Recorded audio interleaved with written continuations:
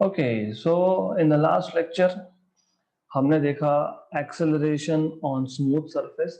हमारे पास एक स्मूथ हॉरिजॉन्टल सरफेस था। उस स्मूथ हॉरिजॉन्टल सरफेस पे हमने एक्सेलरेशन के इक्वेशंस डिराइव किए। तो if you remember and if you don't remember I will make you remember. तो this is what I am talking about. हमारे पास एक स्मूथ सरफेस है, स्मूथ मतलब फ्रिक्शन नहीं है। इन दैट केस अगर हम एक पुल लगा रहे हैं तो उस केस में force equal to M into A आता है। अगर पुल हॉरिजॉन्टल है तो acceleration turns out to be F upon M, applied force upon mass. अगर हम जो पुल लगा रहे हैं वो हॉरिजॉन्टल में ना होते हुए अगर वो एट सम एंगल थीटा है विद रिस्पेक्ट टू हॉरिजॉन्टल, तो A equal to F cos theta by M आता है। अगर हम पुश लगा रहे हैं, क्योंकि मुझे अगर एक बॉडी को मूव करना है, राइट, तो I can move it in various different ways. मैं हॉरिजॉन्टल पुल कर सकता हूँ, मैं पुल एट सम एंगल लगा सकता हूँ, so I can just pull it like this और I can pull it like this, या फिर I can push it and this push force is also making angle theta with the horizontal. तो अलग अलग तरीके से हम लोग कर सकते हैं। तो इस केस में ए आया है एफ बाई एम, इस केस में ए आया है F cos theta by M, इन दोनों केसेस में।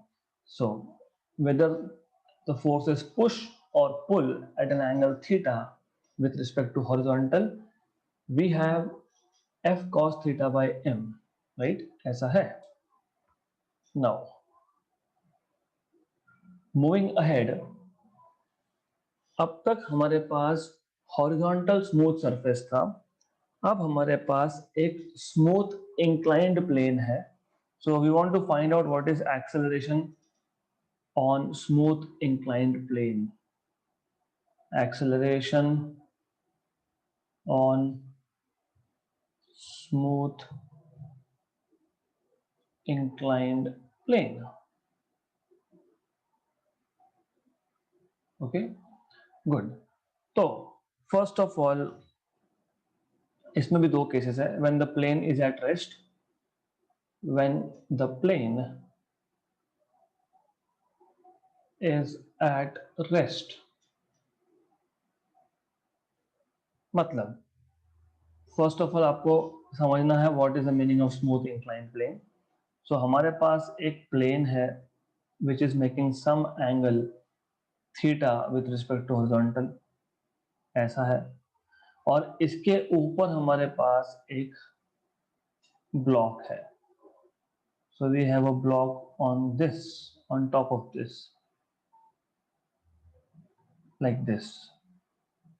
ऐसा एक ब्लॉक रखा हुआ है and there is no friction of course, तो friction नहीं है वहां पे, right? तो first of all, acceleration किसका? Acceleration इस ब्लॉक का, क्योंकि this block will start sliding down. Okay? तो with what acceleration the block is sliding down, हमको ये फाइंड करना है। तो लेट अस सी कि कैसे फाइंड करते हैं। तो what do we need to know is, हमें क्या पता होना चाहिए। फर्स्ट ऑफ ऑल हमको यहाँ पे फोर्सेस निकालने हैं, कौन कौन से फोर्स एक्ट हो रहे हैं। तो you should know that here this is centre of mass. Centre of mass से वर्टिकली डाउनवर्ड्स हमेशा होता है आपका mg force. So this is weight mg acting vertically downwards. Okay, तो ये पता होना चाहिए फर्स्ट ऑफ ऑल। तो this is that force mg। then there is normal reaction which is always normal to the surface in contact। Body जिस surface को contact में है उसमें से हमेशा नॉर्मल होता है।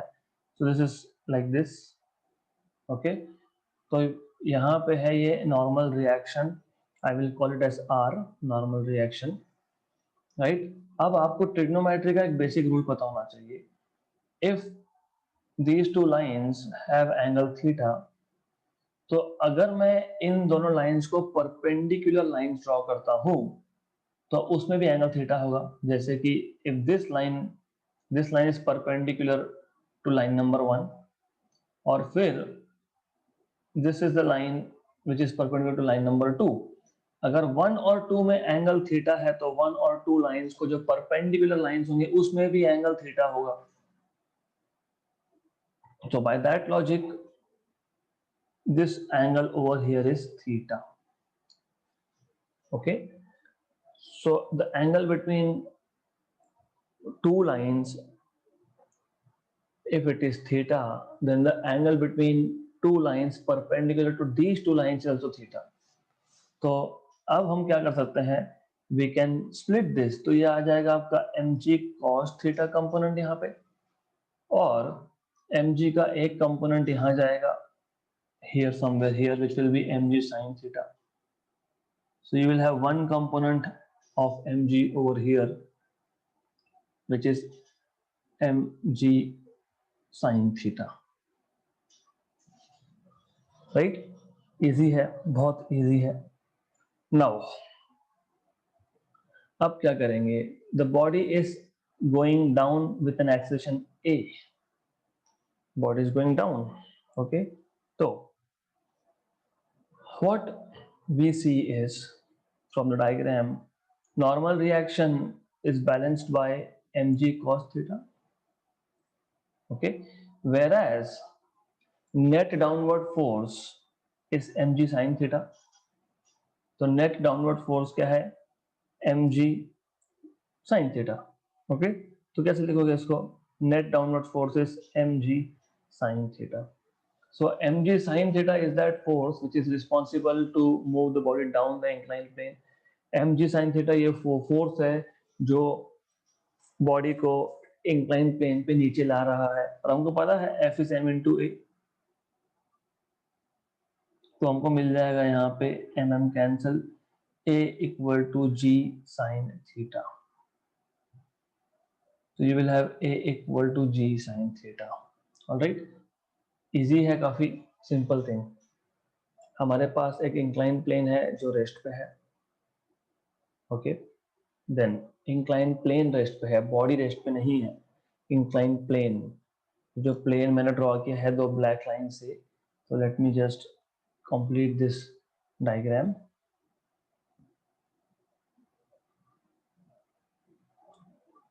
So I am talking about this inclined plane over here. ये जो inclined plane है ये रेस्ट पे है, it is not moving. Okay, इस पे एक बॉडी है जिसका वेट जो है वो वर्टिकली डाउनवर्ड्स है mg through centre of mass, क्योंकि वेट हमेशा सेंटर ऑफ मास पे एक्ट होता है, ये पता होना चाहिए. देन क्योंकि इंक्लाइन प्लेन का एंगल थीटा था, तो नॉर्मल रिएक्शन की जो लाइन है और mg की जो लाइन है उसमें भी एंगल थीटा होगा. मतलब mg के दो कंपोनेंट करेंगे, एक mg sin थीटा, एक mg cos theta.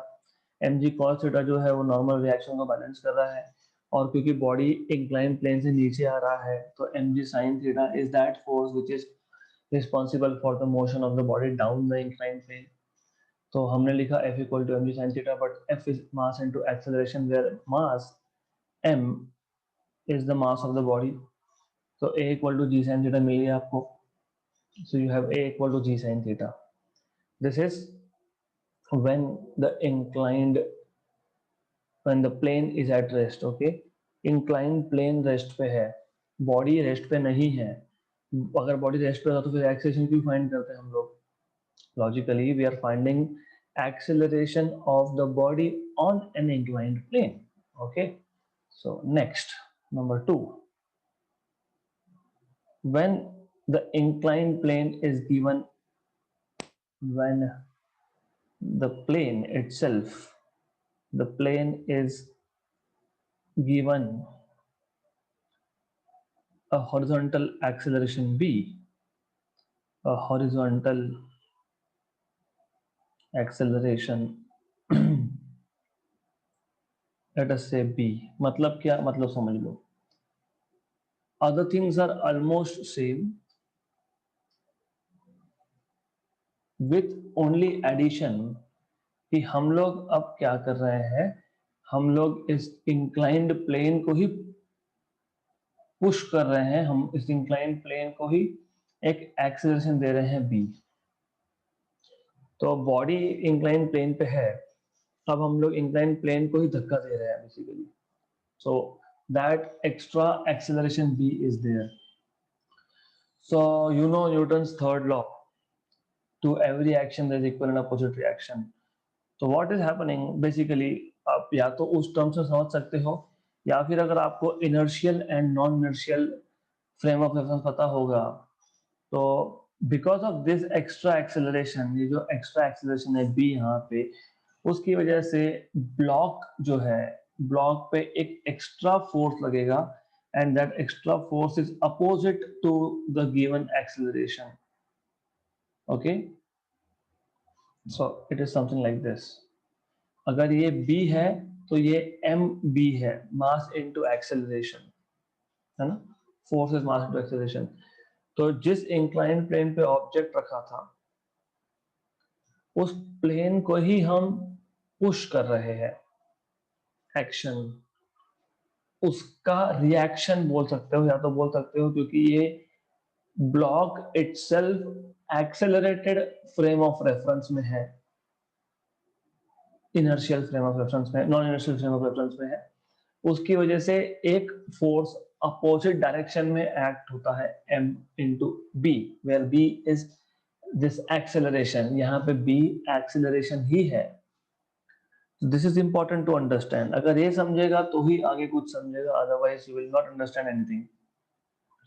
Now what I will do is, मैं जो ये लाइन है,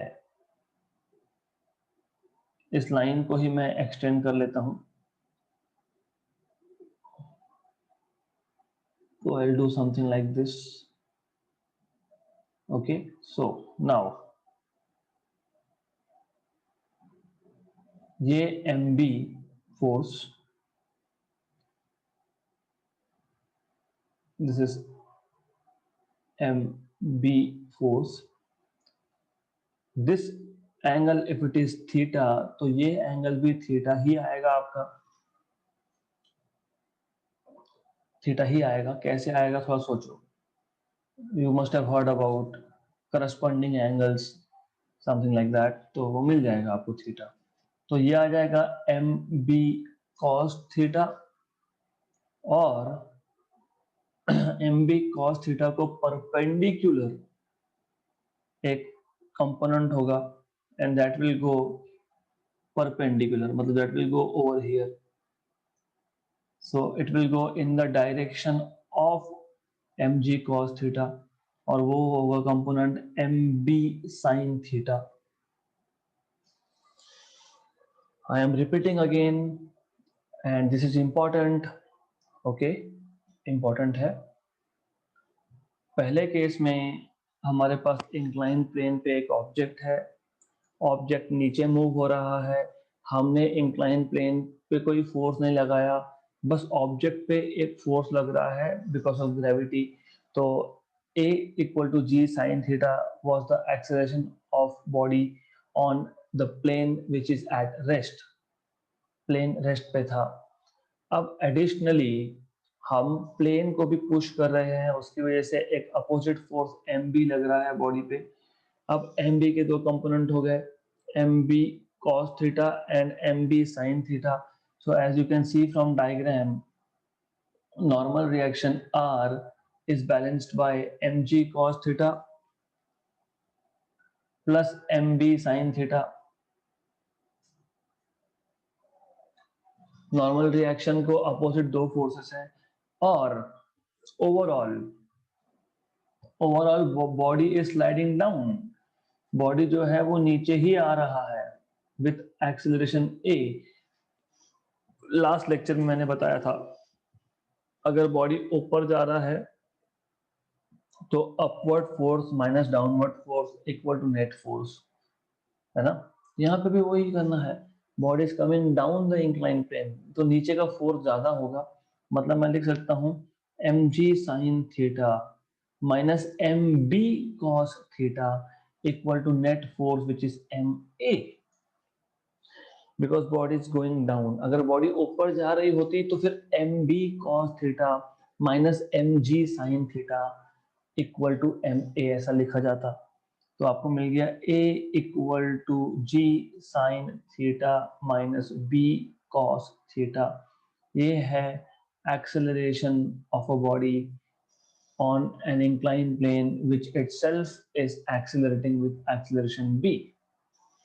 अब अगर ये एक्सेलरेशन b की वैल्यू 0 होती तो फिर ये टर्म यहाँ पे नहीं होता, मतलब you are back to the case 1। Okay, तो my advice is that you remember this formula, g sin theta minus b cos theta, where b is acceleration of the plane। अगर प्लेन रेस्ट पे है तो b की value 0, मतलब a equal to g sin theta आएगा। Okay, so this is what you need to know, you need to understand, ये आपको पता होना चाहिए, right. So let's move to next topic now. Next topic important है, तो हमको यहाँ पे क्या सीखना है? We want to study motion of blocks in contact. Motion of blocks in contact, नाम में ही है हमारे पास दो या दो से ज्यादा ब्लॉक्स होंगे which are in contact with each other and we are applying a force on those blocks। So we have something like this, we have a horizontal surface। okay, इस पे एक ब्लॉक है यहाँ पे, let us take a block over here। we have a block of mass m1, then another block of mass m2, something like this, m1 m2। now we are applying a force onto this block m1। हम लोग m1 पे force apply कर रहे हैं, let us say the force applied is capital F, right.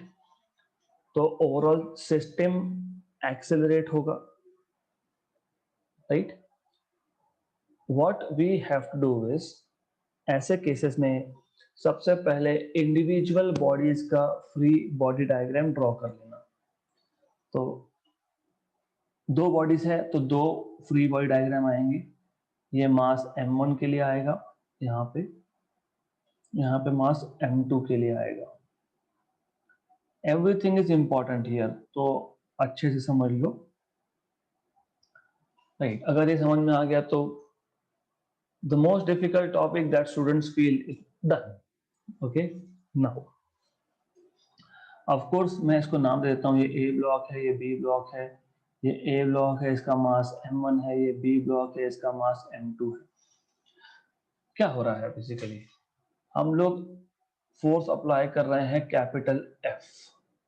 Okay, तो capital F force की वजह से ये जो ब्लॉक है A with mass m1, it will move towards left to right with acceleration A, right? Okay, but m1 को लग के m2 था। okay, action reaction, you need to remember action reaction। पहले कुछ फोर्स कैपिटल F अगर 10 Newton है मान लो, तो कुछ फोर्स इसमें से मान लो 2 न्यूटन, ये यूज हो गया m1 के एक्सीलरेशन में, ए ब्लॉक के एक्सीलरेशन में, right. You have to understand this.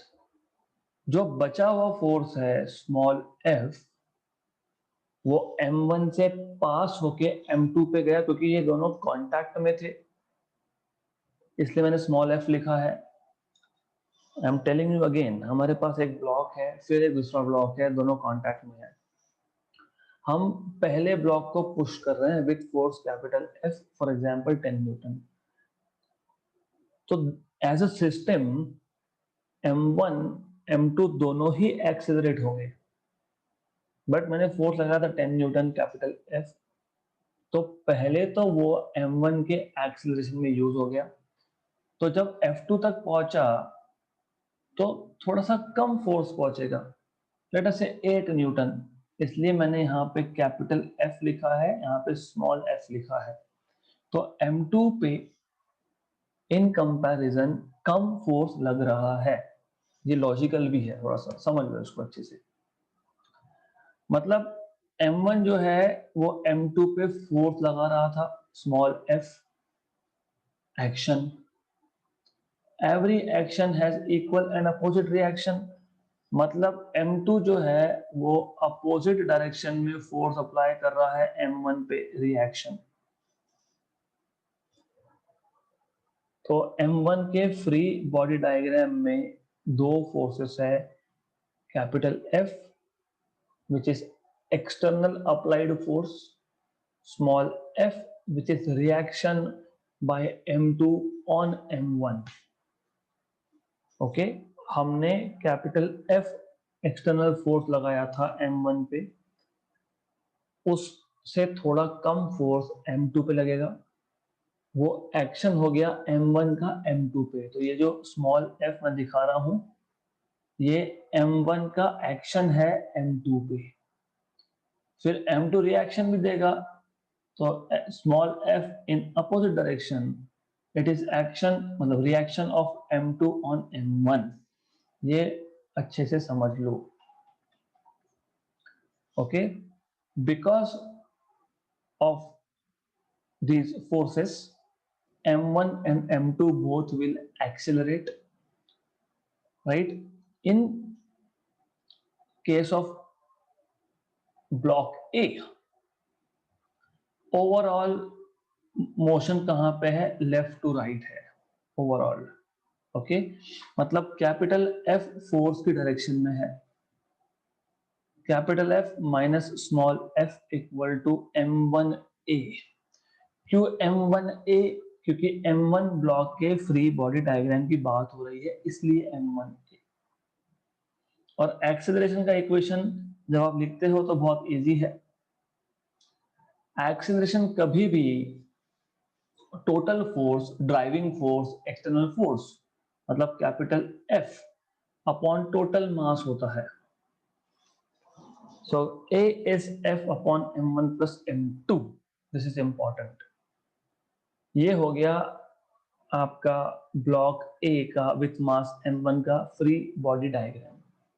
अब m2 के केस में यहां पे अपोज करने वाला कुछ है ही नहीं, तो m2 के केस में क्या लिखोगे, simple, f small f equal to m2a, खत्म। और f is equal to m2a, ये a तो हमने यहाँ पे फाइंड करके ही रखा है, तो that is f upon m1 plus m2। मैं वापस बता रहा हूं, क्योंकि अभी दो ही ब्लॉक है, मैं तीसरा ब्लॉक ला सकता हूं और लाऊंगा, वो होगा। तो हमारे पास दो ब्लॉक्स इन कॉन्टैक्ट थे, m1 मास और दूसरे का m2 मास। ए और बी ब्लॉक की बात चल रही है, हमने ए ब्लॉक पे फोर्स लगाया है F, capital F। Capital F में से कुछ पार्ट m1 को एक्सलरेट करने में यूज हुआ, बचा हुआ m2 को एक्सलरेट करेगा, राइट? मतलब m1 ने m2 पे एक्शन किया, तो m2 m1 पे रिएक्शन करेगा, मतलब बी ब्लॉक ए पे रिएक्शन करेगा।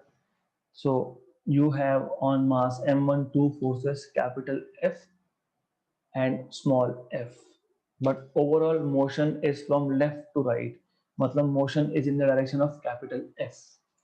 तो capital F minus small f equal to m1a। m1a क्यों लिखा?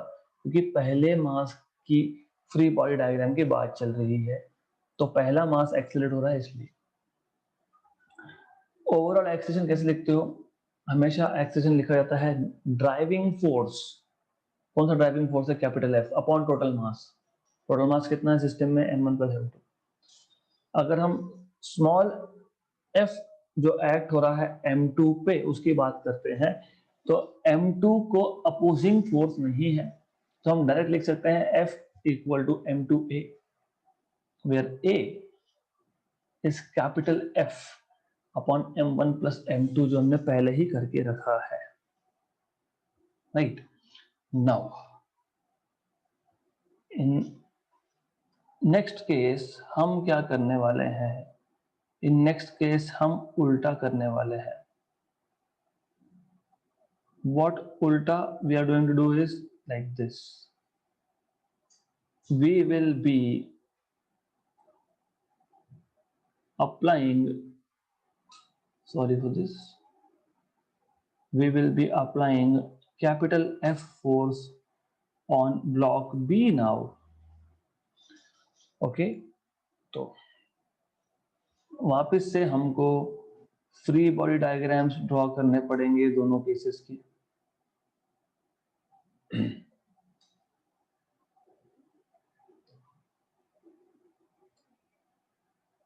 Just a minute. Okay, like this. Very good. अब you have to think क्या हो रहा है, that this capital F force is acting where? This capital F force is acting on block B, और block B के बाद क्या है? M1 है, तो ये ब्लॉक B A ब्लॉक पे स्मॉल f फोर्स लगाएगा, है ना? क्यों? क्योंकि कैपिटल F में से कुछ पार्ट यूज हो गया M2 को एक्सेलरेट करने के लिए, तो M2 मतलब ब्लॉक B A पे जो फोर्स लगाएगा small f that is less than capital F in value, in magnitude मतलब, तो M1 भी रिएक्ट करेगा with the same magnitude because action and reaction are equal. इसका मतलब अगर आप देखोगे तो M1 पे स्मॉल f एक्ट हो रहा है और M1 जो है वो M2 पे स्मॉल f रिएक्ट कर रहा है। Overall acceleration right to left ही है ओवरऑल, और एज यू कैन सी इस केस में हम directly F equal to m1a लिख सकते हैं, क्योंकि m1 को अपोज करने के लिए कोई फोर्स है नहीं, और एक्सेलरेशन तो by definition is driving force, मतलब external applied force upon m1 plus m2 total mass. Okay, but in case of m2 what we see is capital F driving force minus small f opposing force equal to m2a, right? Okay, so we can write this as, इसको हम simplify कर सकते हैं, या फिर of course we can just use this equation now। तो हम लिखेंगे F equal to m1 a क्या है? F upon m1 plus m2। तो ये आ गया आपका टू ब्लॉक सिस्टम। मैं आगे जाके आपको ट्रिक्स बताने वाला हूं, बट प्रोवाइडेड कि पहले आपको ये अच्छे से समझना चाहिए। अगर ये आपको आ गया तो then it is not going to be any problem for you if we have 3 blocks, 4 blocks, 10 blocks, 100 blocks. I don't care for the number of blocks. Right. So let's see. Let's make this thing little more critical. Ab, only thing that I'm going to change is this.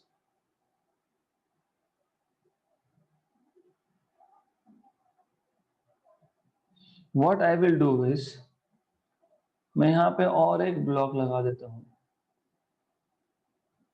मैं इसको बना देता हूँ sorry m1, this will be m2 and I will have m3 here, okay, and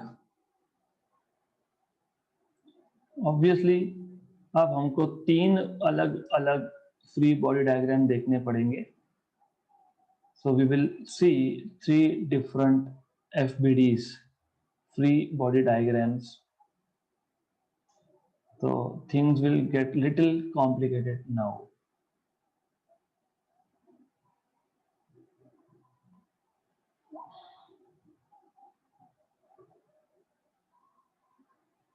All right.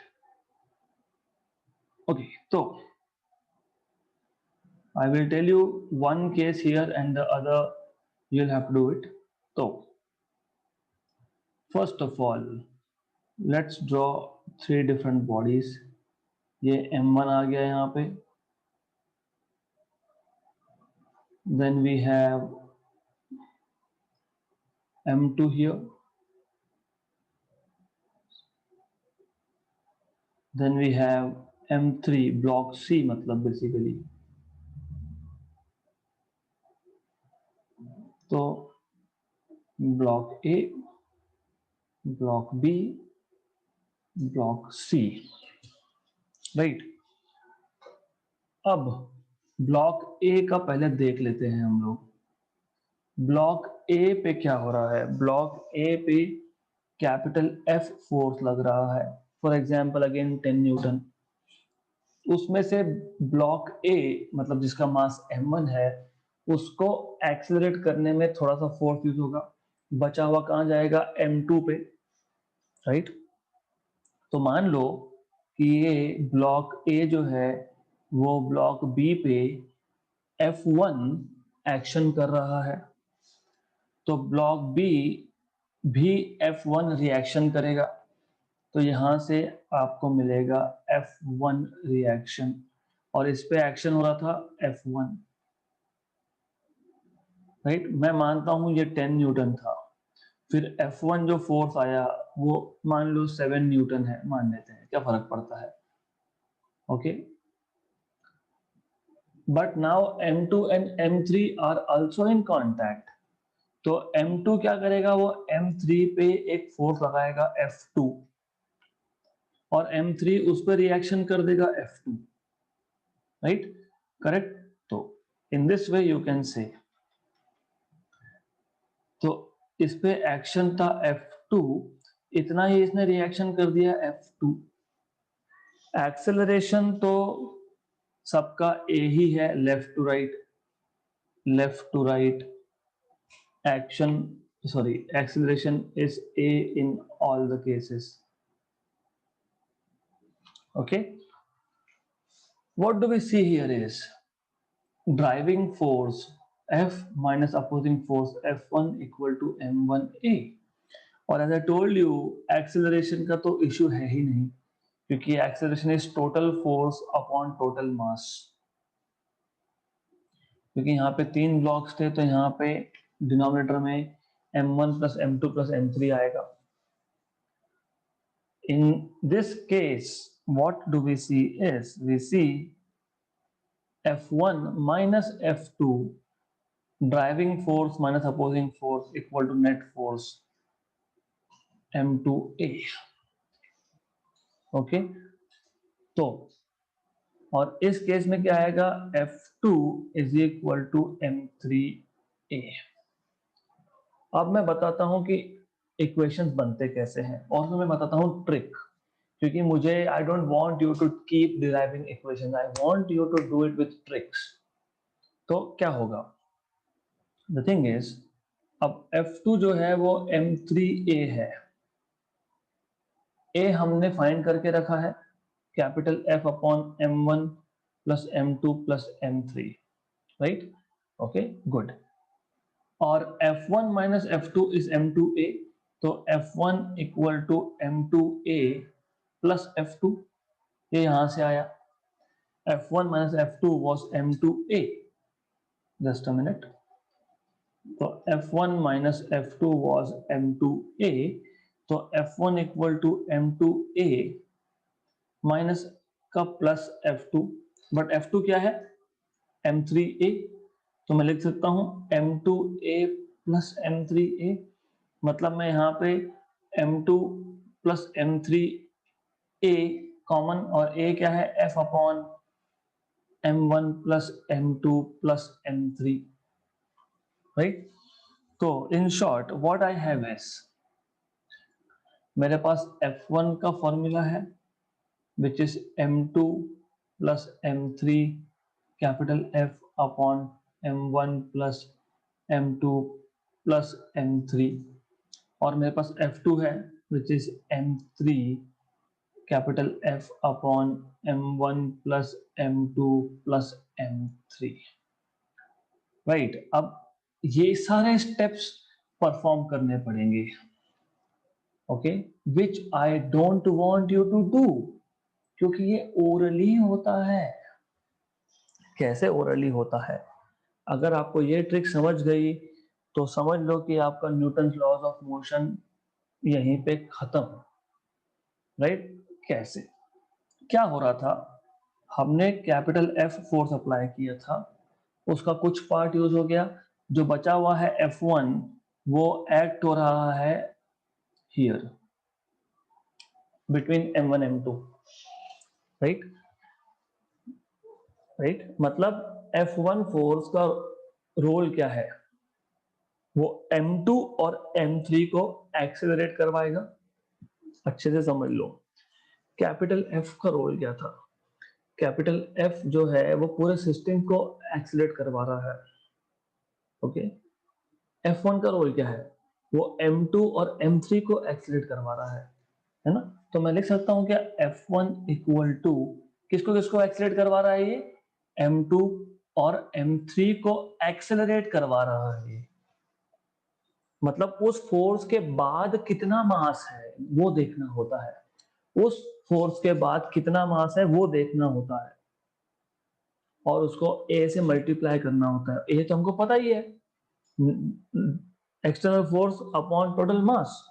मुझे पता नहीं है क्या, don't we know what is A, F upon total mass m1 plus m2 plus m3, आ गया आपका equation. कोई झंझट नहीं, कुछ नहीं कुछ नहीं कुछ नहीं।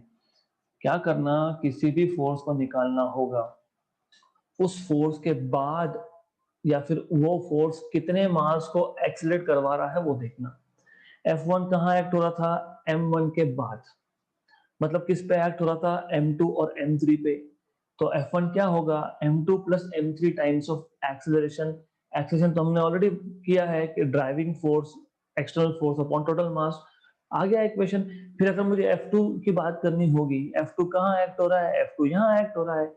F2 किस पे एक्ट हो रहा है, सिर्फ M3 पे एक्ट हो रहा है, तो M3A है कि नहीं, M3A है, M3A, F2 is M3A।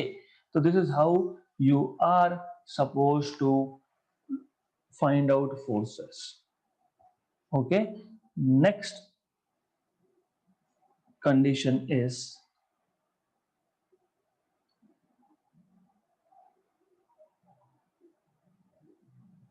अब ऐसा है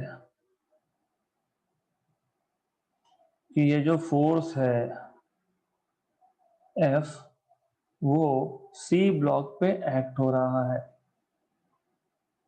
so it is acting at block C,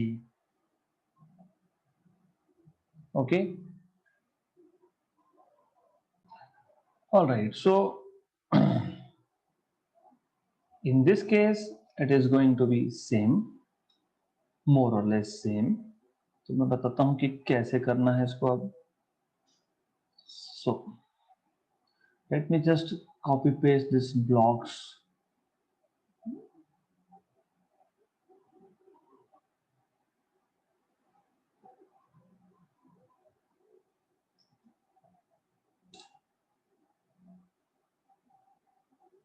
okay।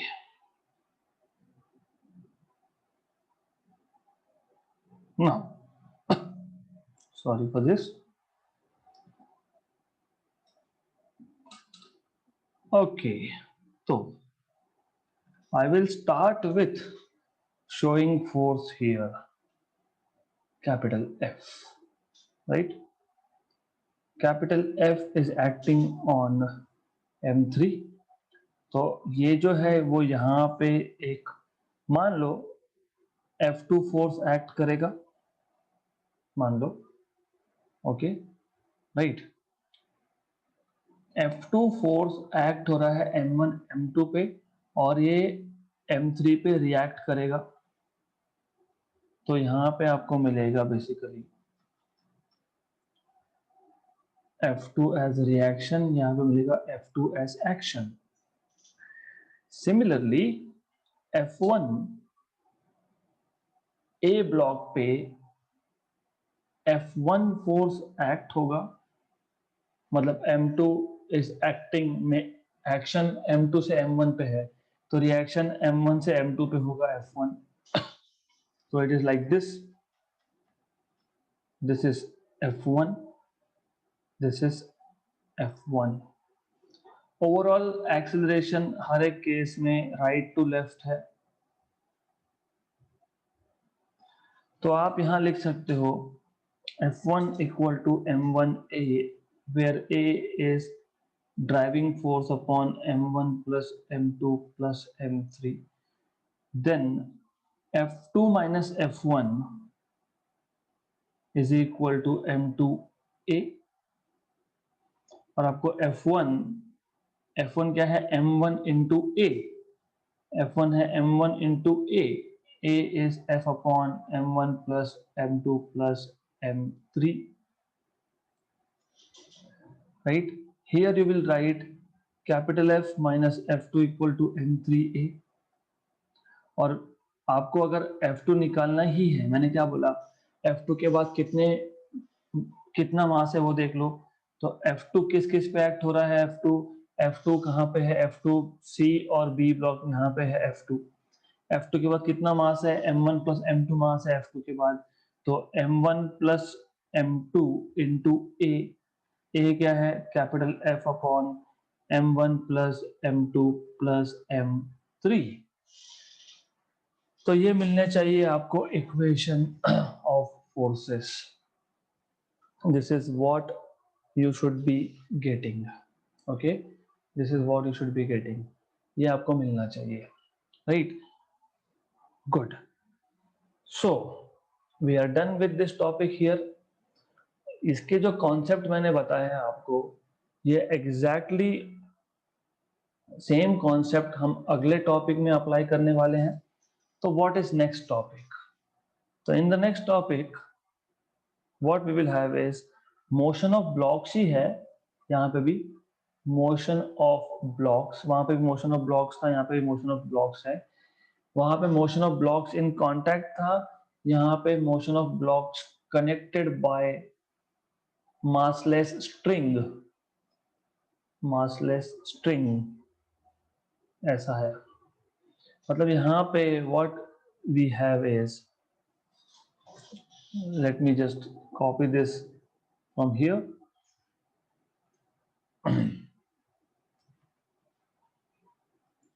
So the only difference that we have here is this, कि यहाँ पे अब ये objects they are no more in contact, okay? So they are not in contact, but they are connected with strings. So we have this block A of mass M1, then we have a string which is connected here, right? So अब what is happening? Instead of pushing, पिछले example में क्या कर रहे थे, हम push कर रहे थे, इंस्टेड ऑफ पुशिंग यहाँ पे हम पुल करेंगे। So we will be applying a pull force, capital F, यहाँ पे हम एक पुल फोर्स लगाने वाले हैं, कैपिटल F। अब जब भी स्ट्रिंग की बात होती है, रस्सी की बात होती है, तो टेंशन की बात होती है। अगर मैं M2 से M1 की तरफ देख रहा हूं, ये इंपॉर्टेंट है, ये समझ लो। मैंने आपको बताया था कि tension in the string is always in the direction of point of extension. मतलब अगर मैंने रस्सी को यहाँ ऊपर P पॉइंट पे बांधा है, तो टेंशन का डायरेक्शन टुवर्ड्स P होगा। This is what I am saying. अगर मैं M2 से M1 की तरफ देख रहा हूं, व्हाट आई नोटिस इज, मुझे ऐसा दिखेगा कि यहाँ पे रस्सी बांधा हुआ है, राइट? तो टेंशन T का डायरेक्शन होगा ऐसा। अगर मैं M1 से M2 के पास देख रहा हूं तो मुझे दिखेगा कि रस्सी यहाँ पे टाई किया हुआ है। तो A ब्लॉक के लिए टेंशन का डायरेक्शन होगा ये। तो B ब्लॉक के लिए टेंशन होगा B to A ब्लॉक के लिए टेंशन होगा in the string from A to B। This is important, ये समझना बहुत इंपॉर्टेंट है। क्यों है? ऑब्वियसली बिकॉज हमको फ्री बॉडी डायग्राम ड्रॉ करना है। तो let me just draw blocks first. Okay, तो अब free body diagram as you remember, इसमें हम क्या करते हैं, इसमें हम एक ब्लॉक लेते हैं जैसे M1, बाकी सब भूल जाते हैं वहां पे जो भी है, वी डोंट केयर। अब ए ब्लॉक पे जिसका मास M1 है उस पे एक ही फोर्स एक्ट हो रहा है, that is tension T in this direction, और ओवरऑल एक्सीलरेशन भी यहीं पे है। ओके, तो T, because T tension is force, तो T is equal to M1A। Simple, tension T equal to M1 है, क्योंकि टेंशन T ही ये फोर्स है जो M1 मास के ब्लॉक पे एक्ट हो रहा था और वो उसको एक्सीलरेट करवा रहा था। Then acceleration as you know, मैंने पहले ही बोला है, driving force upon total mass हो गया। अगर M2 की बात करोगे तो M2 के लिए कैपिटल F फोर्स यहाँ पे है और टेंशन T अपोजिट डायरेक्शन में है।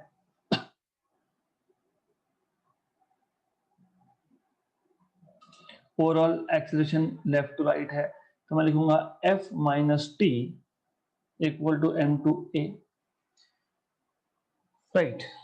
फिर मुझे सॉल्व करना पड़ेगा, विच आई डोंट वांट, है ना।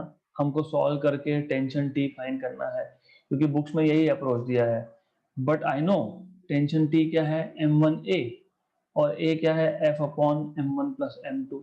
हो गया सॉल्व, हमको एक्सेलरेशन मिल गया, हमको टेंशन मिल गया, और वो दोनों यूज करके हमको यहाँ से कैपिटल F फोर्स मिल जाएगा। वो प्रॉब्लम इज सॉल्व्ड। ऑलराइट, तो सिमिलरली अब इसका रिवर्स केस हम लोग कर सकते हैं। इसका रिवर्स केस मतलब आप ए ब्लॉक को पुल कर रहे हो, यहाँ पे बी ब्लॉक पुल हो रहा है, उस केस में सॉरी ए ब्लॉक पुल होगा। This is what you can do. Okay, alright, so the second case we will be taking in the next lecture, next session, and we will be also taking case of 3 blocks, 4 blocks, 5 blocks। मैं आपको एक general formula बना के दे दूंगा n blocks के लिए।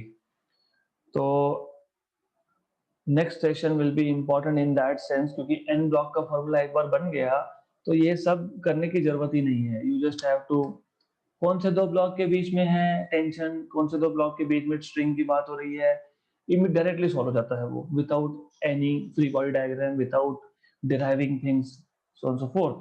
So we'll stop here for the day।